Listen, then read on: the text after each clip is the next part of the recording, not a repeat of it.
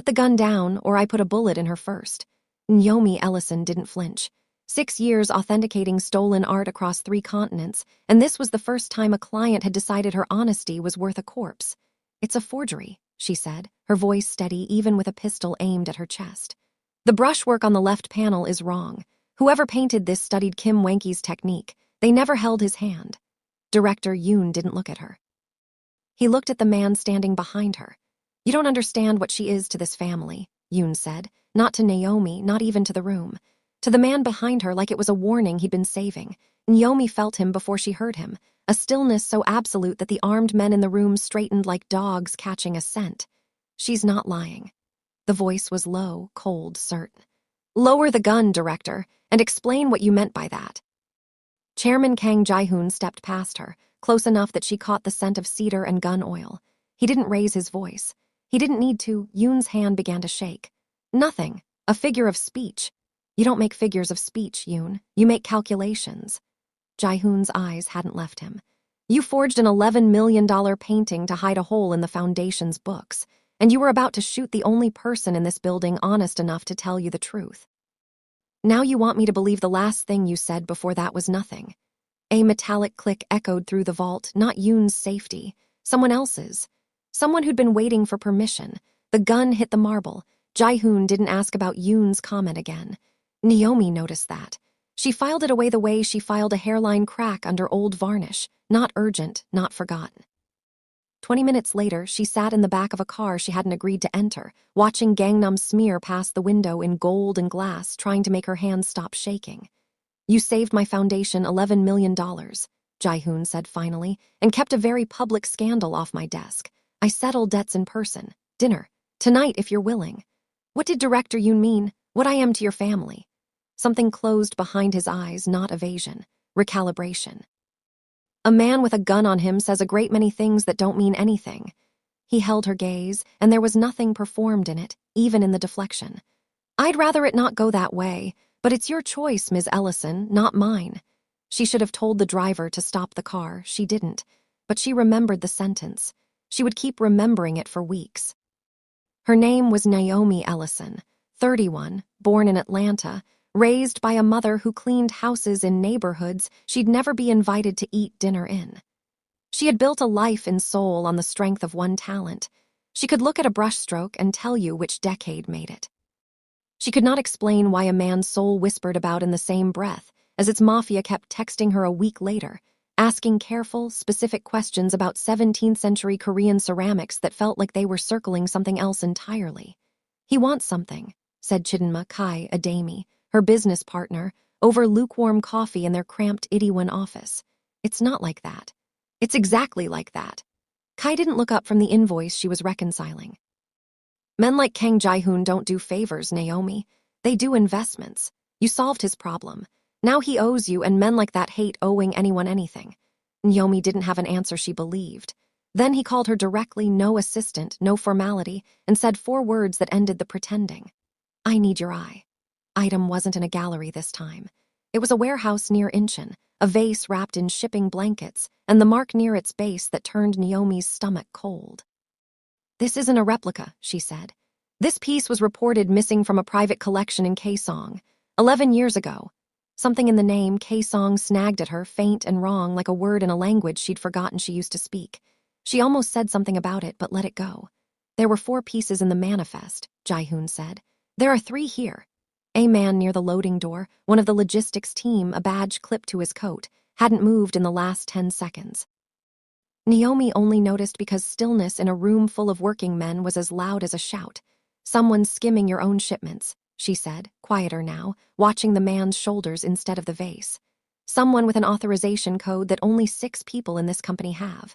Ji-hoon's jaw tightened. "One of them is my head of logistics. One is a man who's had dinner at my table since I was 9 years old. One is me. You want me to find the pattern.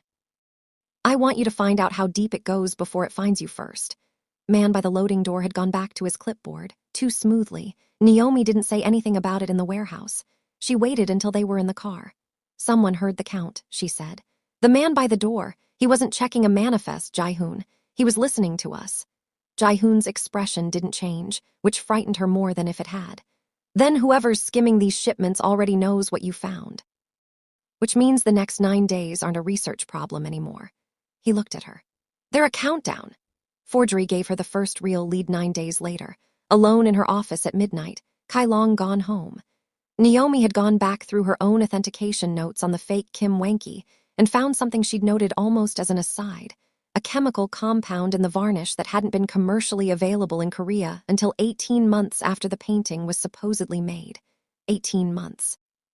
Which meant the forgery hadn't been built recently to cover a sudden gap. It had been built years ago and simply deployed when convenient. She traced the authorization code on the K-Song shipment next, untangling shell layers until it dead-ended on a director's seat at Kang Group. Choi Seung-ho. She'd met him exactly once, at a gallery opening. Silver tie, easy smile, a man who complimented her work while making it clear he found her decorative. He'd asked more about her background than her expertise, where she'd grown up, whether her family had history in Korea. She'd thought it was small talk.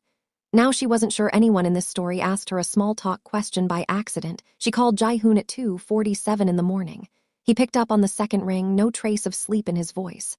Authorization traces to Choi Seung-ho, she said. 3 shell layers down, but it's him. A long silence. He was my father's protege. Before Park Yi-sung, before me. Another pause, heavier. He was also executor of my father's estate. Then he had access to everything, Naomi said slowly, the exact week your father died. Yes, Ji-hoon, the forgery's 18 months old. That's not a man reacting to a problem. That's a man who's been planning something for a long time and just waiting for the right moment. She hesitated. It's almost too easy that it traces to him. 3 shell layers isn't nothing, but it isn't hidden either. It's hidden enough to feel earned, not hidden enough to actually protect him. You think he wanted to be found. I think a man who forged a warehouse trail 18 months in advance doesn't leave a 3-layer breadcrumb by accident. She let that sit. I think we should be more worried about who we haven't found yet than about him. Neither of them had an answer yet, but something in his voice had gone careful, distant, the sound of a man doing arithmetic he didn't want to finish. The warning came 4 days later, in the parking garage beneath her building, from a man she recognized because Ji-hoon had once pointed him out across a room as the person who taught me everything I know about loyalty. Park Yi-sung was 70 if he was a day, silver-templed, waiting beside her car with the stillness of a man who'd rehearsed what he was about to say. Ms. Ellison, a word. Mr. Park. She'd met him twice, always watching her the way she watched paintings for the seams. It's late. Known Ji-hoon since he was a boy who cried at his mother's funeral and swore he'd never let himself feel anything that much again. His eyes settled on her, kind in a way that made the warning underneath worse. I'd like to know why you are the first person in a decade who's made him forget that promise. I didn't ask him to forget anything. You wouldn't need to. He studied her a moment longer, and something crossed his face, a flicker, gone before she could name it. Whatever you do, don't fall in love with him. Not because you aren't worthy of it. Because the people circling this company would burn down everything he loves just to prove they could take it from him. And you, Ms. Ellison, would be the easiest thing in his life to burn. Director Yoon said something in the vault, Naomi said before he could turn away. That I don't understand what I am to this family. Do you know what he meant? For the first time since she'd met him, Park Yi-sung looked genuinely uncertain, not about the answer, she realized, about whether to give it. Ask me that question again, he said finally. After you've read something I don't have the right to hand you yet. He left before she could press further. Naomi stood alone in the garage, her heart going hard against her ribs, not from the warning itself, but from the sick recognition that Park Yi-sung knew exactly what Yoon had meant, and had just told her so without telling her anything at all. She didn't mention the garage to Ji-hoon. 2 days later, he took her somewhere he'd never taken anyone, a small house on the city's edge, unguarded, a garden gone slightly wild, one light burning in the kitchen window. My mother's house, he said before she asked. I kept it after she died. No one at the company knows it exists. Bring me here, because Choi Seung-ho has never set foot in it. He paused, his jaw working. And because I wanted 5 minutes where you were safe and I wasn't performing being the chairman, for anyone, including you. They stood in that small kitchen longer than either of them needed to, the space between them shrinking by careful inches, neither closing it. He reached up once, his hand hovering near her jaw, close enough that she felt the heat of it, far enough that it stayed a question instead of an answer. Park warned me not to fall in love with you, she said quietly.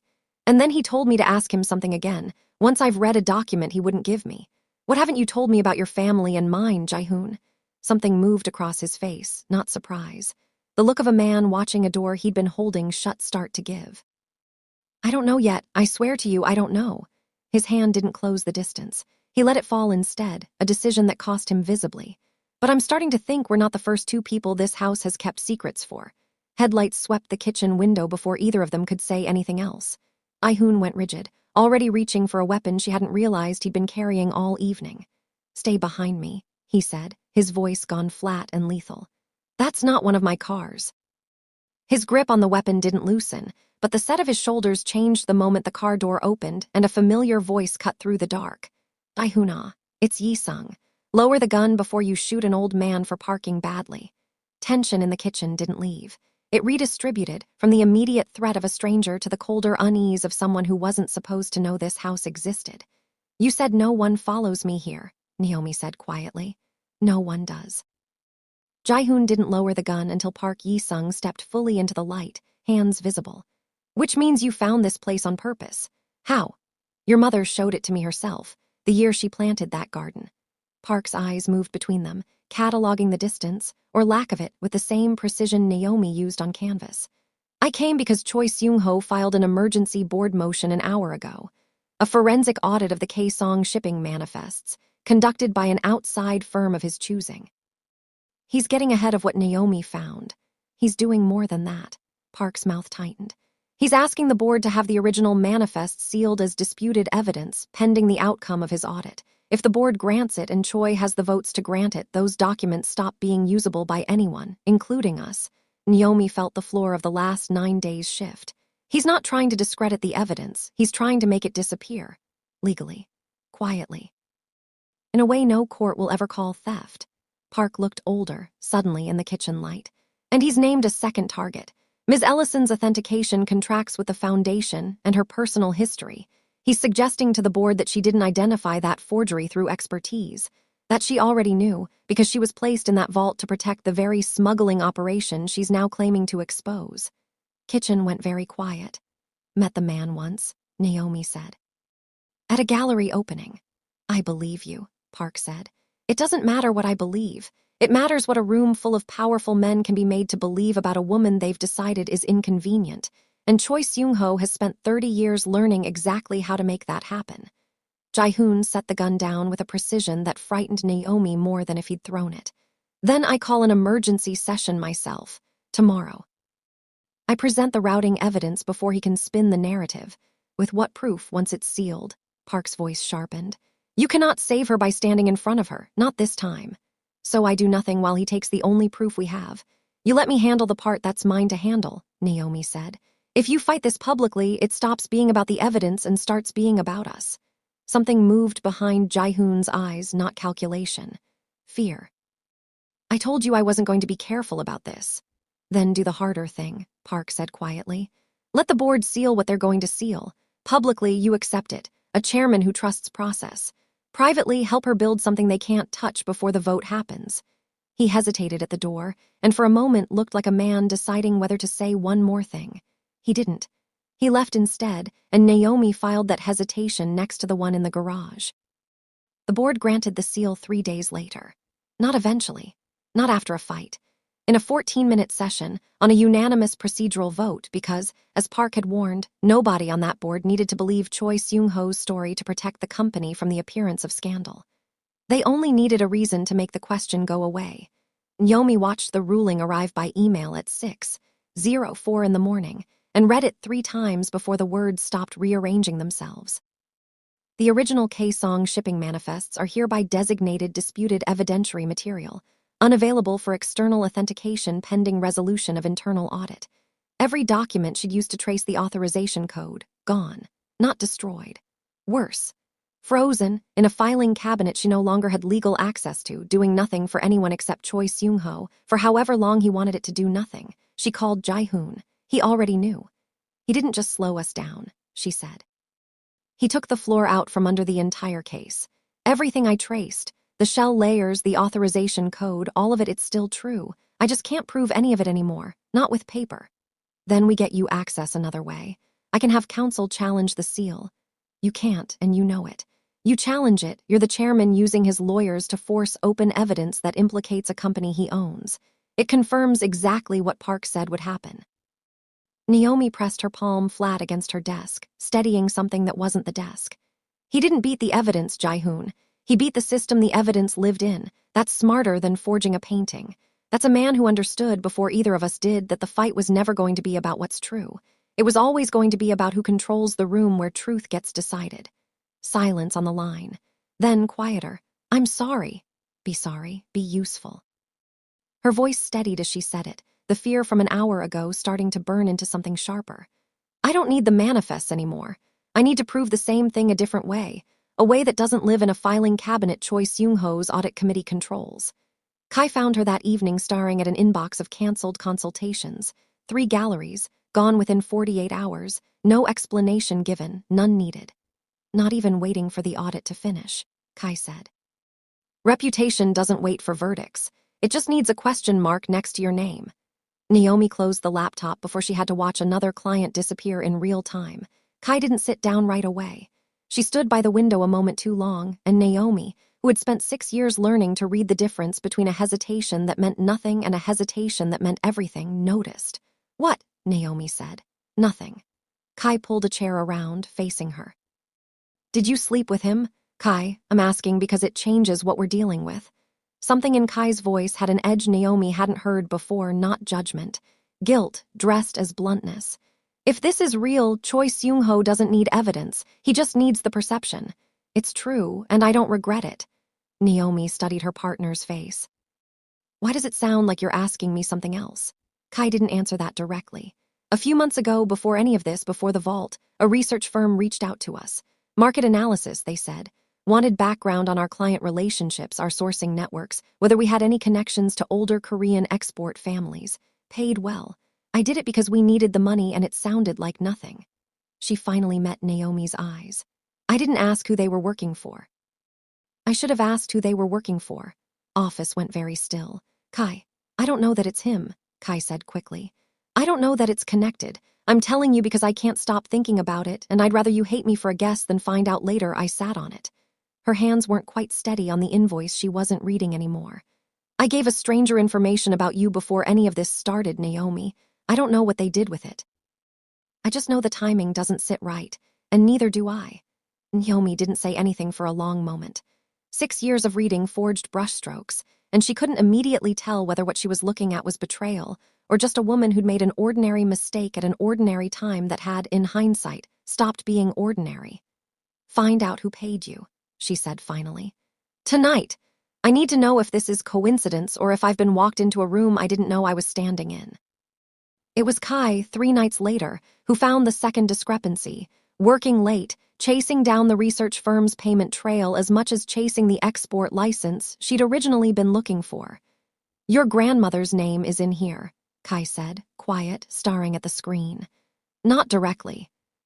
But there's a K-Song export license from 1974 with a Park family listed as co-registrant, and I only noticed because you told me once your grandmother used to say a phrase when she was frustrated, something about a broken scale, and it's written right here, in the license description, translated almost word for word. Naomi went still. She used to say that. I haven't thought about it in 15 years. Her grandmother on the porch in Atlanta, muttering it under her breath whenever something in the house went wrong, a phrase Naomi had always assumed was just an old woman's nonsense, never once asked to be translated. She had this pen, too, Korean characters etched into the barrel. My mother kept it in a drawer and told me never to ask where it came from. Ask now, Kai said, then quieter. And there's something else.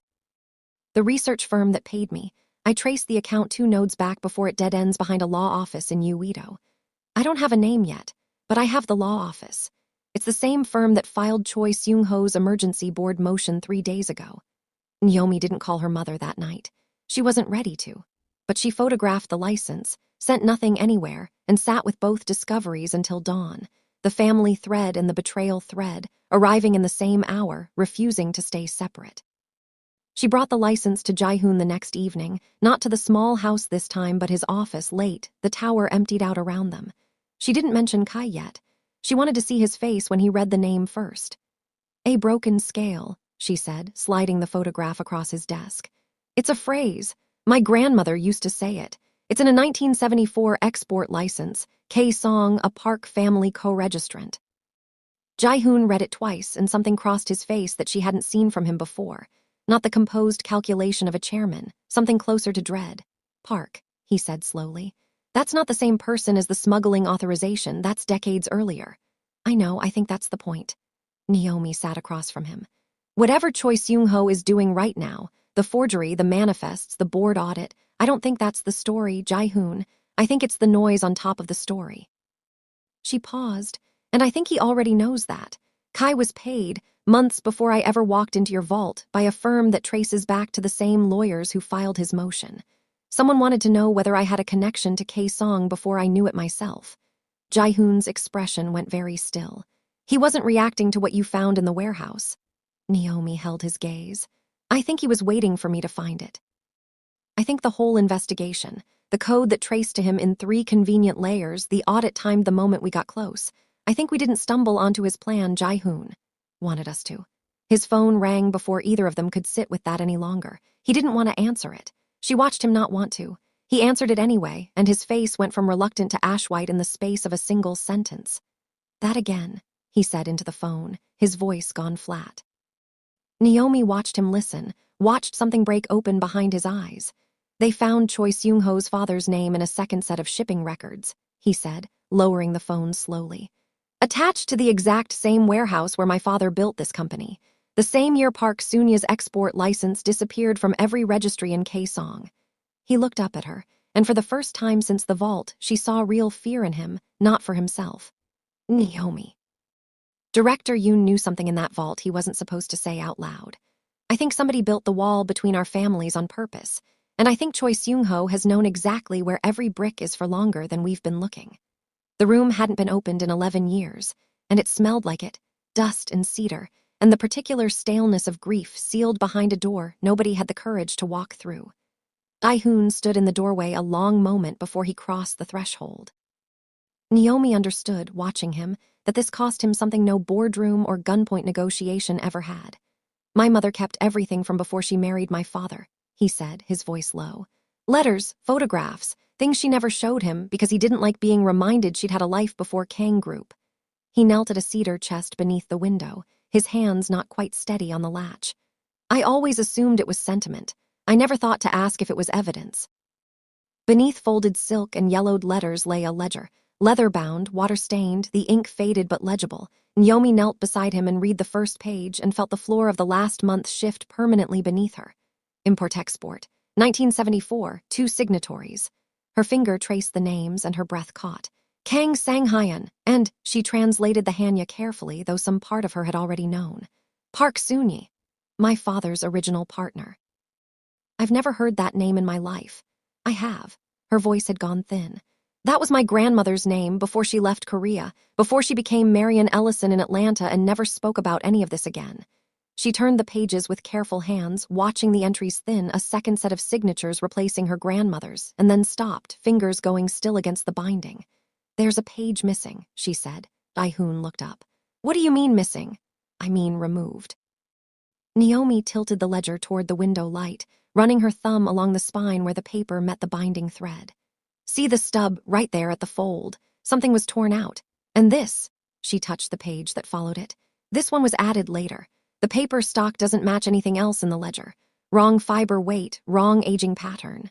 Whoever did this wanted it to look continuous. They just didn't know they were doing it in front of someone who authenticates paper for a living. Someone rewrote the ending. Someone rewrote whatever came right before the ending. Naomi read the replacement page twice to be sure she wasn't inventing what it said. Withdrawal of partnership interest effective immediately following, she stopped. Following what? Following the death of Park Soon-ye's brother. Warehouse fire. Ruled accidental. She looked up at him. This page says it happened and then she withdrew like grief made the decision for her. But it's the wrong paper, Ji-hoon. Whatever page this replaced said something different. I just can't tell you what, not without whatever's on the missing page itself. Then we find out who had access to this chest to know what to replace. Or, Naomi said slowly, We ask the one person who spent 30 years suspiciously well-informed about a company he never officially co-founded. Park Yi-sung, when they found him an hour later in his study, didn't pretend not to know. "I hoped you'd never find that ledger," he said quietly, setting down tea he hadn't touched. "I hoped it would stay buried with your father." "There's a page missing," Ji-hoon said. "Someone replaced it. Tell me what it said." Park was quiet a long moment, and when he spoke it was with the exhausted honesty of a man finally setting down a weight he'd carried too long. "Choi Seung-ho's father worked that warehouse. He and your father built the business together with Park Soon-yi, 3 founders, equal shares. But your father wanted full control, and Choi's father wanted the same, and between them they decided the easiest partner to remove was the one with the least power to fight back." His eyes lifted, heavy with old shame. "The fire started close to a shipment neither man wanted inspected. Park Soon-yi knew she couldn't prove it." "Park," Naomi said. "The missing page, what was on it?" His jaw worked. "Park Soon-yi didn't simply take a payout and leave the country the way the replacement page wants you to believe. Before she left, she—" His phone lit up on the desk between them, the screen bright in the dim study. Park glanced at it, and whatever color remained in his face left it. He didn't answer it. He set it face down, but not before Naomi caught the name on the screen, 3 characters she didn't recognize, and a reaction from Park Yi-sung she recognized instantly, because she'd spent 6 years learning to read exactly this look on people standing next to forgeries they knew were forgeries: fear. "Need you both to leave," Park said, his voice gone tight and careful in a way it hadn't been a moment ago. "Park." Ji-hoon hadn't moved. "Finish the sentence." "Tonight." Park was already standing, already moving toward the door, already a different man than the one who'd been about to tell them the truth 30 seconds earlier. "Choi Seung-ho doesn't only know you found the ledger. He knows I'm the one who could tell you what was on that page. I need you gone from this house before he decides that's a problem he wants solved tonight instead of in a boardroom." "Called you?" Park didn't answer that either.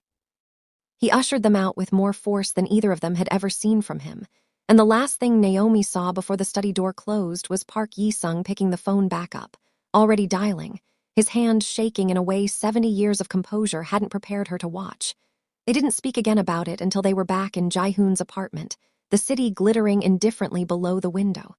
"He's protecting someone," Naomi said. "Or something. That wasn't fear for himself." "Known him 30 years, I've never seen him look like that." Ji-hoon poured 2 glasses of something neither of them drank. "Whatever's on that missing page, it's not just history to him. It's active. It's still costing him something right now tonight." Naomi's phone buzzed. "Kai found the account. The research firm that paid me traces to Choi's lawyers confirmed. But there's something else. A payment 3 months before that from the same account to a gallery in Insadong. Your old contracts, Naomi. Someone bought out 2 of your gallery relationships before any of this started. I don't know why yet." Naomi read it twice. Then a second message, arriving as she read the first. "Wait, it's not Choi's account on the second payment. It's routed through a shell, but the shell traces to Kang Group's own foundation discretionary fund." The room went very quiet. "Ji-hoon." She turned the phone toward him. "Did you buy out my gallery contracts?" He didn't answer right away, and that alone was the answer. "After the seal," he said finally. "After you lost 3 galleries in 48 hours. I didn't want you carrying that on top of everything else. I told the foundation to quietly cover the gap, new representation, backdated, so it would look like it had always been there. So you'd never have to know it wasn't. You decided what I was strong enough to carry." Her voice had gone very still, the specific, controlled stillness she used when she was furious and refusing to let it look like anything but calm. "You promised me you weren't going to do this. In the kitchen, in your office. Every single time you promised me you weren't going to be your father, deciding for the people you loved instead of trusting them to decide for themselves." "I wasn't trying to control you. I was trying to protect." "That's the same sentence, Ji-hoon. It's always the same sentence. It just changes which word you're more comfortable saying out loud." She stood, and for the first time since the vault, there was real distance between them, not the charged kind, not the almost kiss kind, the kind that meant something had actually broken. "I built this firm from nothing. I built my name from nothing, in a city that decided what I was before I ever opened my mouth. If you erase the cost of that the moment it gets expensive, you're not protecting what I built. You're deciding it never has to survive on its own, and I need to know it can. I need to know I can, not because you bought it a softer landing." "Naomi, I need to go." She was already reaching for her coat. Not because of Choi, not because of Park or the ledger or whatever's happening in that study right now. Because of this. Because I don't know yet if you can hear what I'm telling you or if you're just going to apologize well enough that I let it go. He didn't stop her. She noticed that too, noticed it and hated that some part of her had wanted him to, and hated more that wanting it proved his point better than his money ever could. The door closed behind her. Ji-hoon stood alone in the apartment, the city glittering on, and didn't move for a long time. She didn't call him for 2 days. She worked instead, pulling every remaining thread that didn't run through Kang Group's money or Kang Group's name, because she'd meant what she said, and meaning it required proving it. It was Kai who found her at nearly midnight on the second day, laptop open, eyes red-rimmed. You should sleep. I should finish this without needing anyone to buy me a softer version of it, Naomi said, not looking up. Including you, if it comes to that. I need to ask you something, and I need the real answer, not the version that makes either of us feel better. Kai went still. Ask. When the research firm paid you for information about me, did you know even a little that it might come back to hurt me? Or did you genuinely not think about it at all? The silence stretched long enough that Naomi finally looked up. I thought about it, Kai said quietly. For about a day. And then rent was due, and I told myself it was nothing because telling myself that was easier than turning down money we needed. Her voice cracked, just slightly. I've been trying to fix it ever since by finding everything I can. I don't know if that evens it out. I don't think it does. I just don't know what else to do except keep looking. Naomi studied her for a long moment, the same look she gave a brushstroke she wasn't sure about yet, waiting to see which way the light would settle it. Keep looking, she said finally. That's what you do, same as me. She turned the laptop screen toward Kai. Now help me find out what was on that missing page. Because I think whatever Park Yi-sung is protecting is the same thing Choi Seung-ho has been hunting for 30 years, and I don't think either of us gets to walk away from this one clean. Park Yi-sung came to her office the next morning, not Ji-hoon's, a distinction Naomi noticed immediately, and understood a moment later was the point.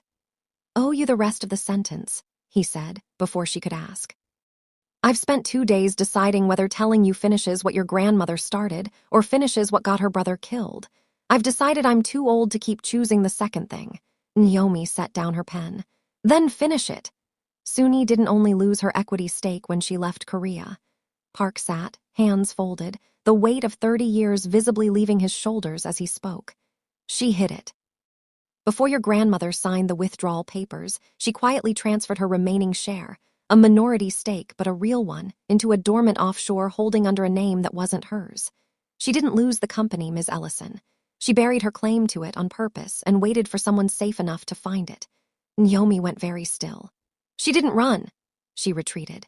There's a difference, and I don't think anyone in your family has been allowed to know it for 50 years. Park met her eyes.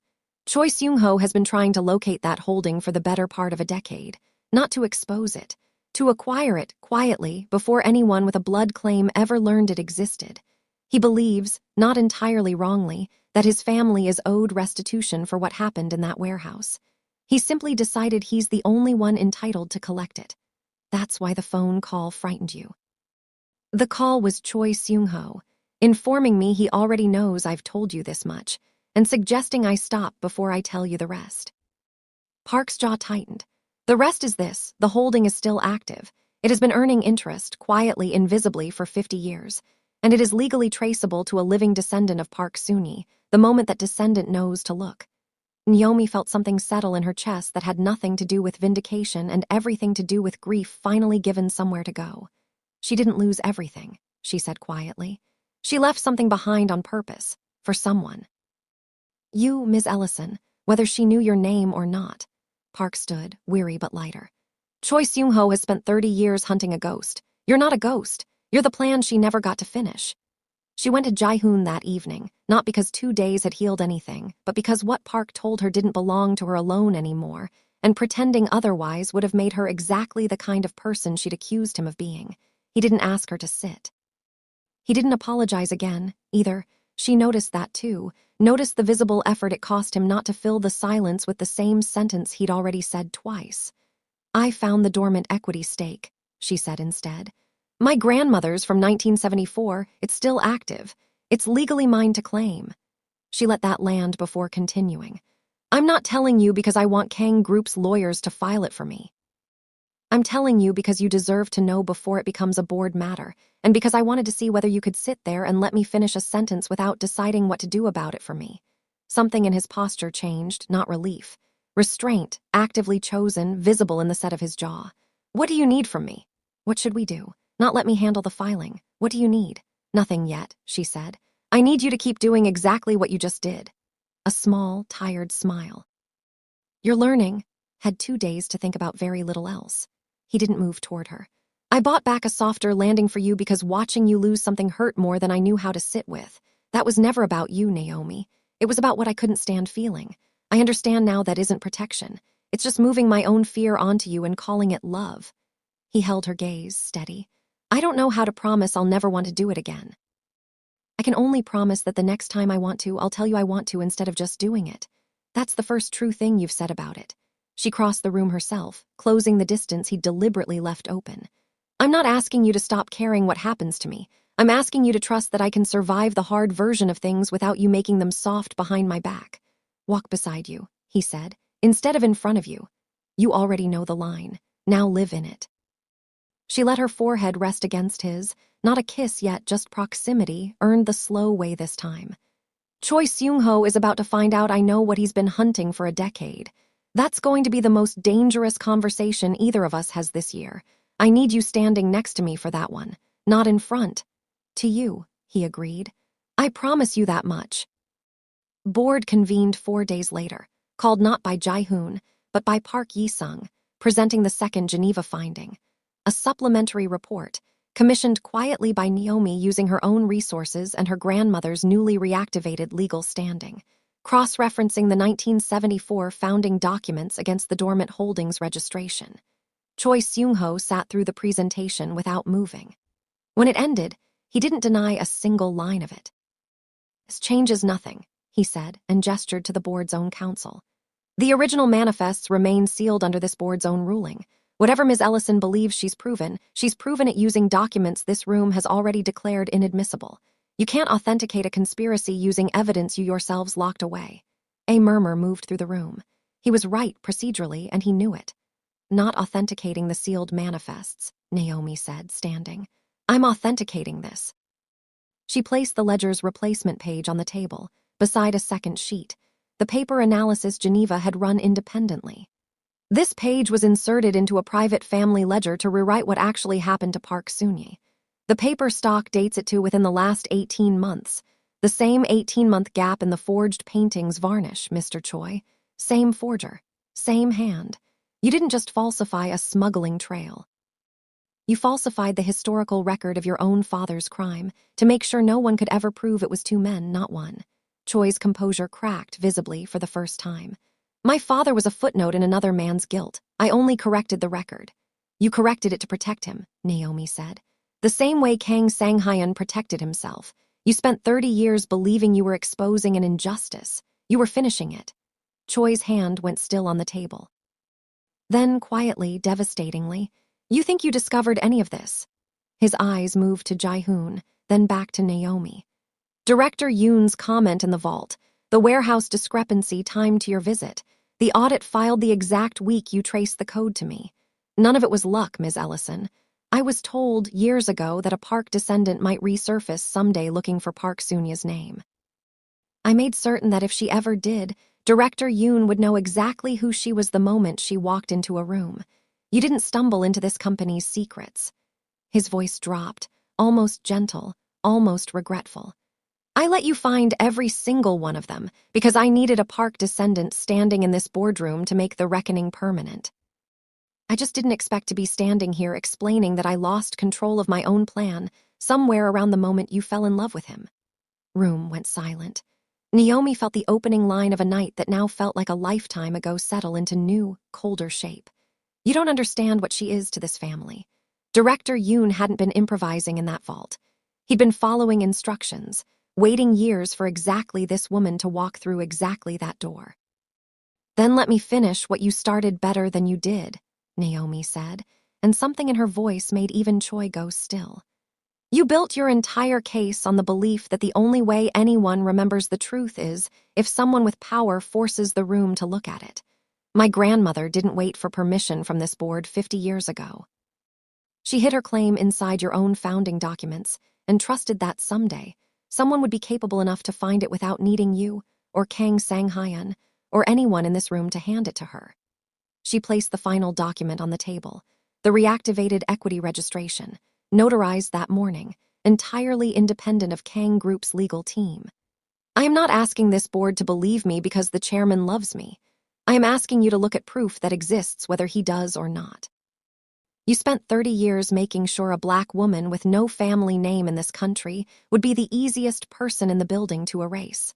My grandmother's name just came back on its own. It didn't need your permission, and it didn't need his. Choi Seung-ho had no answer for that. The board voted to remove him within the hour. The criminal referral followed the next morning. And in a resolution no one on the board expected, and everyone quietly agreed was 50 years overdue, Kang Group voted unanimously to establish a restitution fund in Park Soon-ye's name, administered, at Ji-hoon's insistence and the board's unanimous agreement, by the one person in the building with both the expertise and the standing to run it honestly. Naomi found him that evening in his mother's garden, not kneeling this time but simply standing, looking at the single kitchen light through the window like he was seeing the house for the first time since the ledger. "You didn't have to skip the celebration dinner for this," she said, crossing the wild grass toward him. "There's nothing to celebrate yet." He didn't turn right away. "I spent this afternoon signing paperwork that admits, publicly, in writing, that my father helped orchestrate a man's death and erased a woman's name to protect it. That's not a victory, Naomi.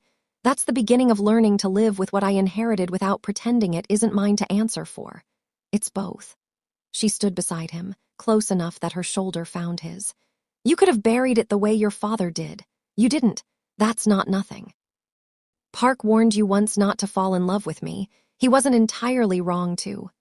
He finally looked at her, something unguarded in his face. "I used to think loving someone meant making sure nothing could ever touch them. I spent this whole thing learning that's just control wearing a gentler word. I don't want to be a man who protects the people he loves by deciding what they never have to know or what they're strong enough to carry alone." "Then don't be." Naomi took his hand, dust and history and all. "I didn't fall in love with a man who could shield me from every consequence, Ji-hoon. I fell in love with a man who finally chose to stand in a room and answer for his family's worst decision instead of running from it, and who, when it mattered most, let me answer for mine, too. Walk beside you," he said, "instead of in front of you. You've actually earned the right to say it." He laughed, a real one, low and surprised. Then he kissed her, slower than before, no headlights sweeping the window this time, nothing left to interrupt it.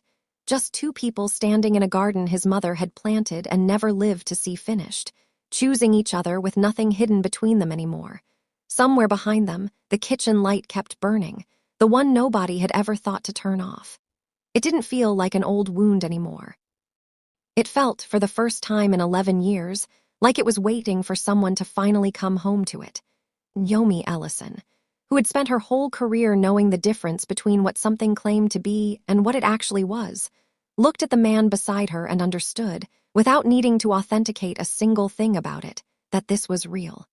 Not because it was easy.